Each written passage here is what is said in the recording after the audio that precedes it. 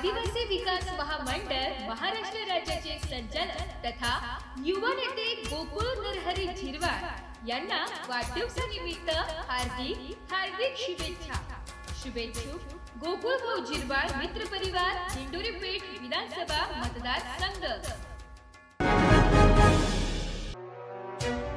दिंडोरी शहरामध्ये आज पत्रकार भवनाचे भूमिपूजन सोहळा आदिवासी विकास महामंडळाचे संचालक गोकुळ झिरवाळ यांच्या शुभ हस्ते करण्यात आला। यावेळी दिंडोरी येथील नगरसेवक जाधव व पत्रकार संघाचे अध्यक्ष विलास ढाकणे यांचा पाठपुरावा झाल्याने आज भूमिपूजन सोहळा हा संपन्न झाला।